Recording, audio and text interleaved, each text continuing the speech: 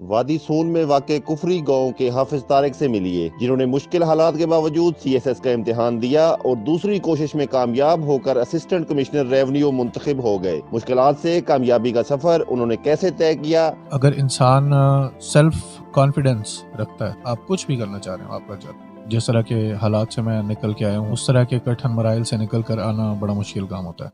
Urdu point کی videos دیکھنے کے لیے ہمارا چینل سبسکرائب کیجیے اور بیل کے آئیکن پر کلک کیجیے تاکہ آپ ہماری تمام آنے والی ویڈیوز سے باخبر رہ سکیں۔ یہ اردو پوائنٹ سے میں ہوں آپ کا میزبان عرفان آوان۔ آج میں موجود ہوں وادی سون کے گاؤں کفری میں۔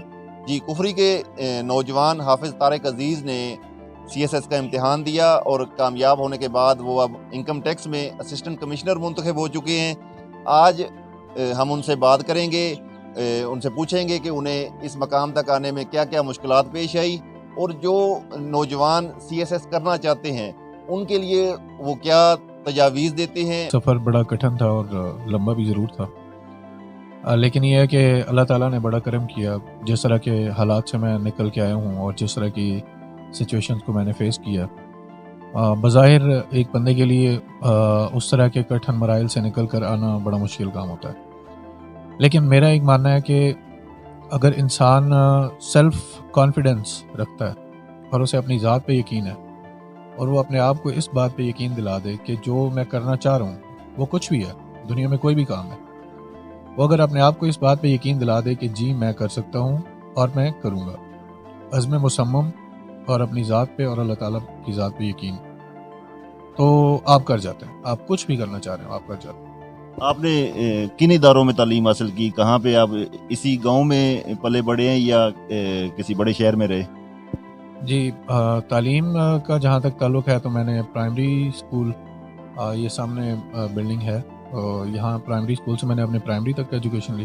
اس کے بعد پھر مکس رہا سارا، میں مدرسہ چلا گیا، میں نے حفظ کیا، اس کے بعد پھر اپنا پرائیویٹ میٹرک کیا، اور اس کے بعد بھی ساری تعلیم جو ہے وہ زیادہ تر پرائیویٹ ہے۔ CSS تو مطلب پاکستان کا ایک انتہائی مشکل ترین سمجھا جاتا ہے کہ CSS پاس کرنا تو کوئی ہزاروں لاکھوں میں چند ہوتے ہیں جو CSS پاس کرتے ہیں۔ تو آپ کی آپ بتا رہے ہیں کہ آپ کی یہ سیکنڈ اٹیمپٹ تھی، تو آپ کو کیا کیا مشکلات پیش آئی، اور آپ یوتھ کے لیے کیا پیغام دیں گے کہ وہ کس طریقے سے کیونکہ مورال بڑا ڈاؤن ہو جاتا ہے جب بندہ کسی بھی امتحان میں ایک دفعہ ناکام ہو جائے، یا جب سوچے کہ اتنا سخت مقابلہ ہے، تو آپ کو کیا مشکلات آئی اور آپ پیغام کیا دیں گے؟ دیکھیں جی، یہ ایک اس بات میں کوئی شک نہیں کہ ایک مشکل امتحان ہے، لیکن پہلے والی بات جو میں نے کی تھی کہ اگر اپنی ذات پہ اور اللہ تعالیٰ کی رحمت پہ یقین ہو انسان کو، تو انسان کچھ بھی کر سکتا ہے۔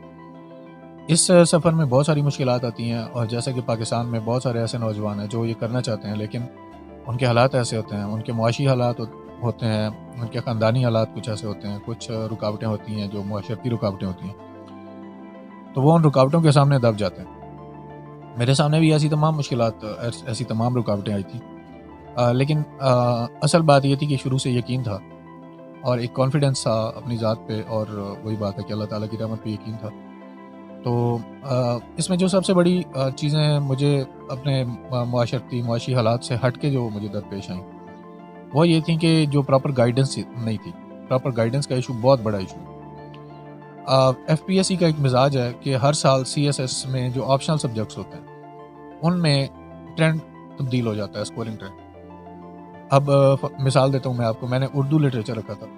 اب اردو لٹریچر جب میں نے رکھا، میں نے اپلائی کر دیا، اس کے بعد اگر میری کسی سے ملاقات ہوئی جو CSS کو جانتا تھا کہ CSS کیا ہے اور CSS میں کون کون سے سبجیکٹس رکھنے چاہیے، تو ہر بندہ مجھے کہتا تھا کہ یہ تم نے اپنے پاؤں پہ کلہاڑی کیوں ماری۔ اب اردو جو ہے اس میں نمبر نہیں آتے، اردو کے اگینسٹ جو سبجیکٹس ہیں وہ جنڈر سٹڈیز ہے یا انوائرمنٹل سائنس ہے۔ اب وہ جن لوگوں نے رکھا ان کا سکور 65-70 آؤٹ آف 100، اور اردو میں میرا 40 سکور۔ تو یہ ایک بہت بڑی جو گائیڈنس نہ ہونے کی وجہ سے غلطی ہوئی، اور اردو جو ہے اس میں محنت اتنی زیادہ کرنا پڑی تھی کہ باقی سارے سبجیکٹس کی محنت ایک طرف تھی اور اردو کی ایک طرف۔ اسی طرح پہلی بار جو میرا فیل ہوا کانسٹیٹیوشن لا فیل ہوا پچھلی بار 2020 کے ٹرم میں۔ اب کانسٹیٹیوشن لا میں نے یہ دیکھا کہ یہ پولیٹیکل سائنس کے ساتھ اوور لیپ کر رہا ہے یہ سبجیکٹ. میں نے رکھ لیا, مجھے کوئی بتانے والا نہیں تھا کہ اس میں اسکورنگ ٹرینڈ بہت ڈاؤن ہے, اس میں فیل ہو گیا. تو اس طرح کی کچھ مشکلات ہیں, لیکن کچھ لوگ ہوتے ہیں جنہیں یہ لگژری ہوتی ہے ان کے لیے کہ انہیں دھکے لگنے سے پہلے ہی, رکاوٹیں آنے سے پہلے ہی گائیڈنس ایسی مل جاتی ہے کہ وہ لوگ ان رکاوٹوں کی طرف جاتے ہی نہیں. ان کا راستہ پہلے ہی ایک ہموار راستہ ہو چکا ہوتا ہے. اللہ کا شکر ہے یہ رکاوٹیں آئی تھیں, یہ راستے کی کیا کہتے ہیں مشکلات بھی تھیں, ناہمواریاں بھی تھیں, لیکن اپنا جو تجربہ ہے وہ تجربہ ہو گیا کہ اب اگلی بار اگر کوئی مجھ سے پوچھے گا, جیسا کہ میں بتا بھی رہا ہوں, لوگوں کو گائیڈ بھی کر رہا ہوں, آن لائن بھی چلا رہا ہوں اپنا, کافی سارے لوگوں کو والنٹیرلی الحمدللہ, تو اب جو ہے نا ان لوگوں سے وہ غلطیاں میں نہیں ہونے دوں. حافظ صاحب, اب تو ماشاءاللہ سے آپ اسسٹنٹ کمشنر منتخب ہو چکے ہیں, لیکن اس جاب سے پہلے کوئی جاب آپ کر رہے تھے یا صرف پڑھائی پہ توجہ تھی؟ جاب بالکل میں کر رہا تھا, میں 2012 سے جاب کر رہا ہوں, اور پاکستان میں مختلف پرائیویٹ سیکٹر میں میں نے مختلف جابس کی ہیں, اور ranging from teaching to sales boy, اور پھر اسی میں ایز سیلز کوآرڈینیٹر. ایلومینیم کی فیلڈ میں میرا زیادہ ایکسپیرینس رہا ہے سیلز میں. میں آؤٹ آف کنٹری بھی گیا تھا جاب کے لیے, لیکن یہ 2019 میں گیا تھا, اور جاب بھی میری ہو گئی تھی دبئی میں. لیکن وہاں میں نے, چونکہ میرا یہ ایک مقصد تھا CSS, تو وہاں جاب جو تھی میں نے کنٹینیو اس لیے نہیں کی کہ میں نے کہا اگر میں یہاں جاب کرنے لگ جاتا ہوں اور اسی کو اپنا فیوچر بنا لیتا ہوں, پھر ایک تو میں اوور ایج ہو جاتا CSS کے لیے, اور دوسرا یہ تھا کہ پھر واپس آنا بہت مشکل ہو جاتا. جب بندہ ایک خاص سیٹ آف اکنامک کنڈیشن میں مطلب اپنے آپ کو سیٹل فیل کرتا ہے, تو اس کے بعد اسے چھوڑنا بہت مشکل ہوتا ہے. تو شروع میں ہی جو تھا میں نے یہ فیصلہ کر لیا کہ مجھے اس فیوچر کے ساتھ جو ہے نا وہ نہیں رہنا, تو میں وہاں سے واپس آ گیا.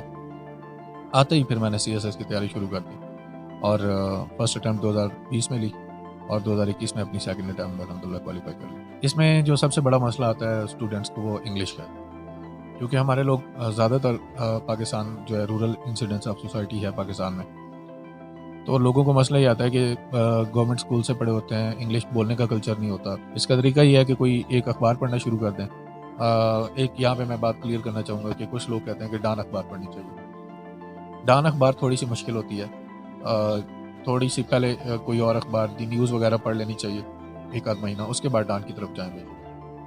شروع میں ہی سیدھا اگر ڈان پہ چلا جائے تو ڈان کا جو وہ ایک مشکل وکیب ہوتی ہے اور اس کا مشکل سینٹینس اسٹرکچر ہوتا ہے, وہ پھر بد دل کر دیتا ہے, اور انسان کے ذہن میں یہ بات ڈال دیتا ہے کہ اخبار پڑھنا تو ہے ہی بہت زیادہ مشکل.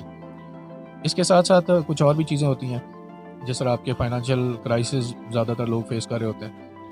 اس طرح ایک اور بہت بڑا مسئلہ ہوتا ہے کہ اس میں کنسسٹنٹ رہنا بہت بڑا مسئلہ ہوتا ہے, کہ انسان تیاری شروع کرتا ہے اور پھر جو چونکہ اس میں کامیابی کا تناسب بہت کم ہے, تو 2% تک ہے, تو یہ خوف بھی آڑے آتا ہے کہ یار صرف 2% لوگوں نے پاس ہونا ہے تو ہم پتہ نہیں ہوں گے.